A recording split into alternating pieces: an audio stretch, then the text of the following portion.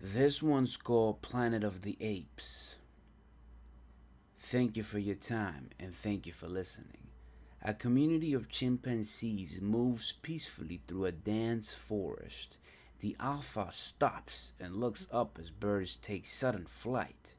Now, poachers appear and chase him. One chimpanzee almost escapes but is captured and dumped in a metal box.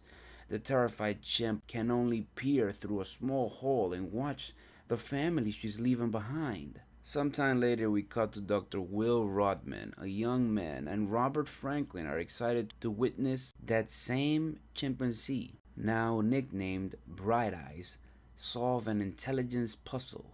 Will immediately reports this to his boss, Stephen Jacobs. Will notes that this proves that the virus has been developing for 5 long years. The ALZ 112 is successful.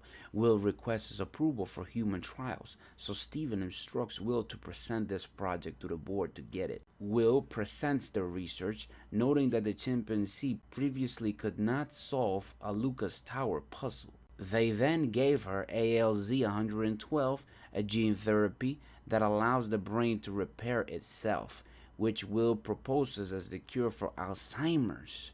Now, in the labs, a caretaker prepares Bright Eyes for the presentation, but she becomes aggressive. Franklin tries to mess with her and say, listen, here's your favorite drink, but she becomes upset when let out. She tries to return to her cage, but when she sees Franklin's tranquilizer gun, she flees. While Will tells the board that ALZ 112's only side effect is the green flecks on the chimp's irises. The terrified Bright Eyes rampages through the building. She crashes through the boardroom and gets fatally shot by security. Will and the board members look in disbelief as the chimp lays lifeless on the table. As a result, Stephen orders all test subjects to be put down now. Franklin begs for reconsideration, arguing that the animals have personalities and attachments, but Stephen only cares about business. Dr. Will asks Stephen for help to continue developing ALC 112, but Stephen declines. Soon after, Franklin finds a newborn chimp in Bright Eyes' cage, and it comes into the attention of Dr. Will. He realizes that she was just protecting a baby. That's why she attacked. Franklin hands over the baby, and Dr. Will initially declines to take it. However, Franklin refuses to put down one more animal and asks him to do it. So Will doesn't do it. At home, Will finds his father, Charles, struggling to play the piano. Charles mistakes Will's big day as a chemistry test due to Alzheimer's. Will shows him the baby chimp, which the older man forgets and asks about later. Will wakes to the baby's cry as he cradles the baby and prepares a bath. Dr. Will worries about his project's future. Suddenly, the baby chimp holds his finger. This convinces Will that there's still hope. The very next day, the baby surprises Will and Charles as it feeds itself despite being only a day old. Will checks and confirms that its eyes have green flecks on his irises. 3 years later now we cut, and Will names the baby Caesar and continues to study him. Caesar grows accustomed to human life and expertly moves around unsupervised, my friends. Oh yeah. Dr. Will teaches him sign language and monitors Caesar's intellect, including perfectly solving a Lucas Tower brand puzzle. The attic serves as Caesar's room, where he likes to observe people through the windows. While recording his findings about Caesar's intellect, Will hears a commotion upstairs. He finds Charles aggressively taking a lamp from his nurse and breaking it. My goodness. Frazzled and annoyed and shocked, Charles' nurse quits and comments, "Hey, Charles should be in a nursing home, not with me." Dr. Will refuses to send his father away, so he discreetly steals a few vials of ALZ 112 from the lab. Will gives Charles a shot of the virus while Caesar watches. The following day, Will finds Charles playing the piano. Well again. Will gets a mist-eyed seeing Charles become more like himself again. While Dr. Will checks on Charles, Caesar watches kids ride bikes in the neighborhood. Curious Caesar slips through an open window and finds a bike in their neighbor's shed. A girl discovers Caesar and her father, Douglas Hunsaker, which we'll call Douglas, chases him with a baseball bat. Will stops Douglas in time and retrieves a wounded Caesar. Will takes Caesar to see Caroline, a vet at the zoo. While being treated, Caesar is more at ease and signs cautiously with Will. Caroline is impressed and asks what Caesar is signing. What is he saying? What is he speaking? So Will, he reluctantly explains that Caesar says they should go out for dinner. Soon Will and Caroline grow closer, and she checks out Caesar's room. She compliments Will for providing a good home, but expresses her concern for when Caesar grows up. Caroline admits that she loves chimpanzees, but she's also afraid of them. Caesar, good naturally played, pretends to beat Will, showing that Caesar understood her. They laugh it off, and Caroline suggests giving him more space outdoors. Eventually, they take Caesar to Marwoods. Will unlatches Caesar's leash to let him roam freely. Caesar raises a palm to Will, which Caroline explains as him asking for permission. She guides Will's hand to grant it, and Caesar zips it into the lush landscape, and he's happy and exhilarated and running and jumping and happy. Caesar finds a towering tree and climbs it. Will is happy that Caesar is home in nature. 5 years later now we cut, people. Pay attention because this is where it gets crazy. Caesar grows to love the Marwoods. He climbs the trees to the top where he likes to watch the San Francisco skyline. Will and Caroline become lovers. Thus, Caesar is a little jealous of Caroline sharing Will's attention. Caesar interrupts their tender moment but plays it off as, oh, we're just, nothing. Yeah, it was by mistake. As they head back, a dog aggressively barks at Caesar. Annoyed, Caesar screeches and scares it.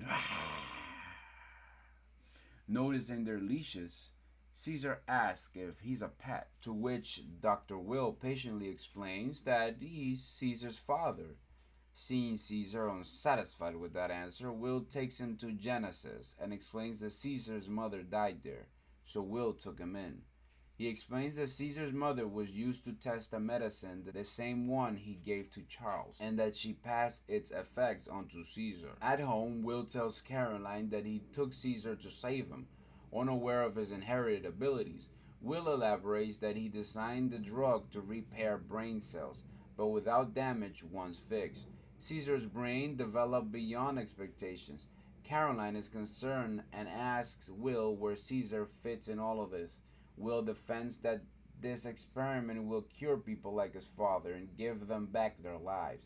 Caesar overhears their argument in the attic, but he looks at himself in the mirror, bothered by the revelation about his existence. At breakfast the next day, Caesar refuses to eat. No. Charles uses his utensils backward. So Caesar helps, but Will and Caesar shared worried looks upon seeing Charles. Upon testing his blood, Dr. Will discovers that Charles developed antibodies. Oh man, and the antibodies are reversing the cure. Meanwhile, Charles wanders out alone and excitedly gets into Douglas' car, the neighbor's car, Douglas Hunsaker. He starts the car but crushes it into the other cars. Douglas is crazy and yells at Charles because he saw him, who struggles to explain himself. Caesar watches them from the attic, reaching a breaking point. Caesar rushes out, tackles Douglas to the ground, and baits him. Douglas runs, but Caesar jumps on him again and starts baiting him. Enraged, Caesar bites off Hunsaker's finger. He bites off the neighbor's finger before Charles shouts for him to stop. Caesar realizes what he's done, but he regretfully walks to Charles' arms and is frightened as the neighbors are watching him, and he's afraid because it is Caesar is taken to a primate sanctuary run by John Langdon and his son Dudge, and another caretaker named Rodney. Will expresses his concerns as Caesar has never been with other chimp, but Langdon reassures him that, you know what, Caesar will thrive in this place, so relax. Caesar is initially delighted with the bigger space, but quickly gets upset when he realizes that he'll be left there. Caesar begs to return home, but all Will can do is assure Caesar that he'll come back soon. Caesar cries as Will walks away. When Will and Caroline leave, Dodge puts Caesar in a cage where he finds the other caged primates in distress. Later, Dr. Will tries but is unable to file an appeal for Caesar's release. Frustrated and anguished, he raises his voice to the clerk, who only tells him to wait and be thankful they put him there and that they didn't put Caesar down. At home, Charles is saddened by Caesar's absence.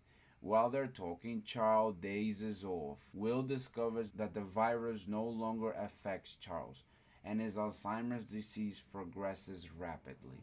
Unwilling to lose both Caesar and his father now, Dr. Will is driven to advance the virus further. To convince Stephen to continue his research, Will confesses that he used it on Charles with promising results, thinking it will be good business. Stephen supports developing ALZ-113 now. Now it's a gaseous variation of the previous virus. At the sanctuary, Caesar is mistreated and his fed slaps. Disgusted, Caesar flicks the slaps at Dodge, who retaliates by hosing him down with water. When Dodge leaves, Caesar cowers in his cage. Missing home, Caesar draws the attic window on a wall and leans on it, pretending that he's there. Apes arrive for Will's test. For their first trial, Will chooses Kobar, a chimp that understands how to ask for food. During the procedure, Kobar gets crazy and knocks off Franklin's mask because he's angry, exposing him to the ALZ-113. Meanwhile, at the sanctuary, Caesar joins the primates in the atrium. The alpha chimp, Rocket, displays his dominance by ripping Caesar's shirt and beating him to the ground. Caesar runs up a tree, but Rocket catches up and Caesar falls. Before Rocket attacks again, Dodge tranquilizes them both. At Genesis, Stephen is thrilled when he sees Kobar writing Stephen's last name. While they perform more tests on Kobar, Franklin sneezes out blood. That night in his cage, an orangutan named Maurice checks on Caesar using sign language. Surprisingly, when Caesar is surprised, Maurice explains that he was trained in a circus. They watched as another primate is dragged out to be delivered to Genesis. Maurice tells Caesar to be careful, as humans don't like smart apes. One day, Will and Caroline visit, and Caesar tells him he's hurt. And of course, realizing who's responsible, Will shoves Dodge against the wall and wants to beat him up, but Langdon intervenes. Will tries to take Caesar back right there and then, but Langdon reminds him that he needs a court order. Caesar asks to be taken home again, but Will remorsefully regrets and tells him, "Not yet, but I promised to get you out, Caesar." Caesar cries out after them and feels betrayed. In his cage, Caesar erases the attic window drawn on the wall. Once the apes are released on the atrium, Caesar perches on the tree. He notices a ladder going up near the skylight and a large gorilla named Buck, who unlike the others is never let out of his cage. Caesar peers through the skylight and takes in the city skyline. Later, Dodge brings his friends to the enclosure and runs a taser across the steel cages, agitating the apes and making them afraid. What's going on? When one friend leans in too close, Caesar yanks him and steals a knife from his pocket. That night, Caesar uses the knife to open his cage. Maurice watches as Caesar makes his way out. Caesar opens Buck's cage and cautiously wakes him. but snarls at Caesar for interrupting his sleep until he sees that the door is open. Caesar peeks him out, but Buck retreats. Suddenly, Buck bursts out and robes the open space. Yeah. Caesar watches him gallop around like a king. Like a boss and like a leader, he gallops around and gives a deafening roar. Buck looks up at Caesar, and he is grateful for his freedom. Caesar lets Rocket out next and challenges him. Caesar knocks him to the ground but spares him. Rocket sees Buck out of his cage, and all the other apes watch, admitting defeat. He raises a palm and submits to the new alpha. One night, Dr. Will tries to give Charles the ALZ-113, but Charles refuses. Will resolves to hold his father's hands as they sleep. When Will wakes up, Charles has already passed away, sadly. While cleaning up after the funeral, Will finds a photo of him and Caesar. Seeing his remorse, Caroline advises him to accept that some things aren't meant to be changed. What a bad woman. Instead of helping him, he just keeps putting him down. Anyways, Will soon discovers that Stephen fast-tracked the trials to sell ALZ-113 faster and sooner. Dr. Will warns about unknown side effects on humans, but Stephen reminds him that he gave the experimental drug to his own father. Stephen threatens his career over this, so Dr. Will quits. Meanwhile, Franklin's condition worsens, so he goes to Will's house for help. But no one's home. He encounters Douglas, the neighbor, and sneezes blood on him. Poor neighbor, he just keeps getting stuff happen to him. Later, Will bribes Langdon for Caesar's release. However, when he gets to Caesar, Caesar is still resentful and closes the cage on his face, and he refuses to leave. That night, Caesar makes Rocket distribute cookies to gain the other's trust. The following day, when the apes are at the atrium, Maurice asks, Why? Why the cookies? Caesar explains that a single monkey is weak, but together they are a force. Maurice only comments that monkeys are stupid. Caesar contemplates this and watches Rodney punch a code on the door lock. Seriously looking, at night he uses the code to split out. He opens the skylight and travels back to Dr. Will's. There he sees Will and Caroline sleeping together. Caesar finds the ALZ-113 and understands that it will make the apes intelligent. Caesar takes it back to the sanctuary and uses it on the apes. The next day, Caesar examines the primates' green-flecked irises, confirming that they're now hyper-intelligent. Langdon notices the animals gather and standing upright like an army, but dismisses it. It's like, whatever. Meanwhile, Franklin is bloodied and lifeless on his bed, and it's just like he's found there just like that. Later, Caesar refuses to return to his cage and instigates a fight with Dodge. When Dodge calls him a dirty ape, you dirty nasty ape, Caesar shouts, No! Knocks Dodge unconscious and he lets all the primates out. Rodney attempts to intervene but gets attacked. Caesar spares him since he never truly even harmed them, and cages him instead. Dodge wakes up and grabs his taser, but Caesar hoses him down. The water diverts and amplifies the electricity on Dodge, killing him in a few seconds. The apes bust out through the skylight and break into two groups led by Caesar and Buck. The following day, Will notices that Caesar's room was recently opened, so he calls the sanctuary, but no one really answers. He and Caroline go to the sanctuary and find it wrecked. They discover Dodge's body, along with a punctured ALZ-113 container. Caroline finds Rodney, who tells them that Caesar spoke. In the suburbs, people are shocked as apes pass through the trees. Caesar's group reaches Genesis and destroys the labs while freeing the imprisoned primates, including Cobalt. Steven receives a call about Franklin's demise due to AOC 113. He walks inside the smashed up lobby and sees the apes looking down. Oh, brother.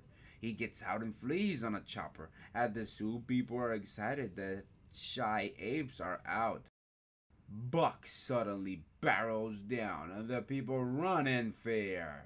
Buck wrecks the fence, freeing the apes from captivity. They take the broken railings as makeshift weapons and then catch up with the rest to storm the city. The primates rampage through the streets. An ape is captured by animal control, but Caesar and the others throw spears at the truck. Before the man drives away, they retrieve the captured ape. They wreak havoc and craziness, destroying offices and other establishments. When police cars arrive, Maurice throws a drainage cover at them, while Buck cartles a street lamp like a boss, like a king. Buck. Climbing on top of a cable car, Caesar and his gang look onto the Golden Gate Bridge. The traffic jam on the bridge is made by the horde of apes. Will and Caroline spot them and figure that they're headed to the woods. Overhead, Stephen and the officers watch as the primates move north. Waiting for them at the end of the bridge are officers preparing to shoot the apes. Caesar sees men ahead and halts. Wait! He instructs some apes to climb up, while others mobilize beneath the bridge. Caroline creates a distraction, allowing Will to split through the police. Will is horrified by the battle between apes and humans. Caesar tackles an officer down, while Buck faces another one head on like a boss. Before Buck could seriously hurt the man, Caesar's ordered him to stop, and Buck follows. One of the primates is shot by men in the chopper, angering Maurice. Due to the thick fog, the man cannot pinpoint the ape's location. Gorillas topple a bus and shield themselves. Apes on the bridge close in, and Caesar leads the attack. Apes above drop on the man, while those underneath climb back up. Together, they overpower the humans. Will catches up and calls on Caesar. They share a knowing glance about what's going on, about what you did, and about what I'm doing. And in a few seconds later, the chopper appears and opens fire. To protect Caesar, Buck jumps into the chopper and attacks. And Buck is up there, and the chopper crashes and explodes on the bridge. Caesar drags a dying Buck from the debris, holding Caesar's hand. Buck dies. Stephen shouts for help, but Caesar just glares at him and then leaves. Instead, Koba appears with bare teeth and kicks the chopper off the bridge. Stephen screams on his way down. Will gets in a police car and follows the apes as they reach the forest. He calls out for Caesar, but Koba tackles him down. Caesar comes in time and sends Koba away. Will apologizes and promises to protect Caesar if he comes home. Caesar pulls Will close and whispers, "I am home." Will is shocked upon hearing Caesar speak, but he accepts it. Caesar walks back to the apes, now standing upright as an alpha and regarding him as their leader.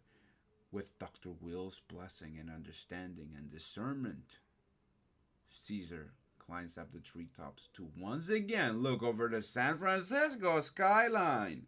Later, Douglas, the neighbor, arrives at the airport. He experiences a nosebleed at the airport and stops to wipe his nose. He continues to head for his flight, unaware of the virus that he now carries. Poor neighbor, if you ask me. If you have received value on this video, I believe you know what to do. I thank you for your time and I thank you for listening. I actually became sentimental when Buck died, to be honest. I really enjoyed Buck and I believe that this would have been an amazing movie for the second and third part if Buck would have not died. What do you guys think? Tell me about it in the comments below. But I really loved Buck. There is a second and a third part for this. If we get 500,000 likes, I'll make the second and third part. I thank you for your time, and I thank you for listening. Thank you again.